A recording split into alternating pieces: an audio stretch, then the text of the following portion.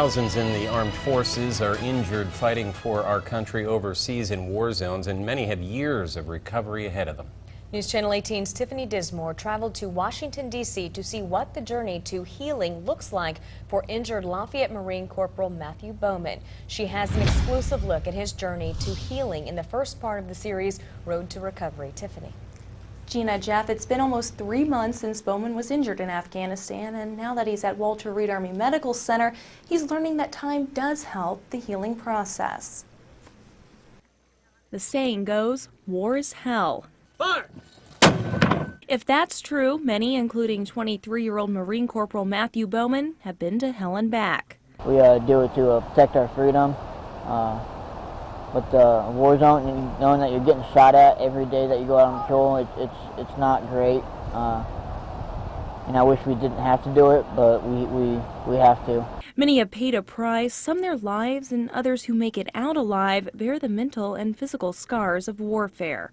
Stepped on a non-metallic pressure plate, 15 pounds of HME, and that's the last thing I remember.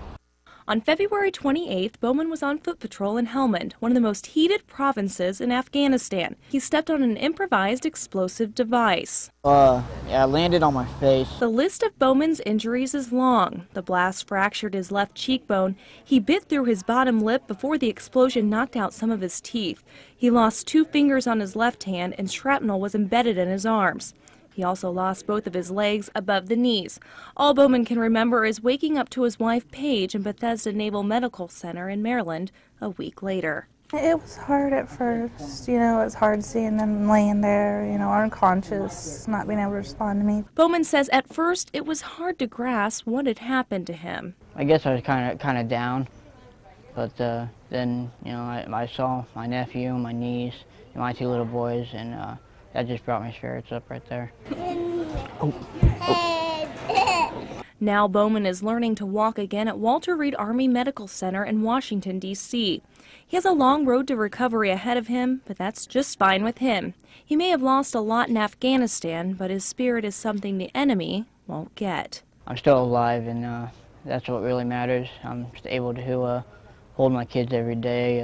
I'll get back on my feet soon. I'll be able to walk still, so they didn't really take anything away from me.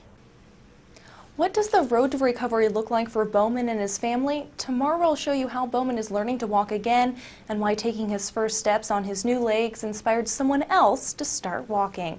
Tiffany Dismore, News Channel 18.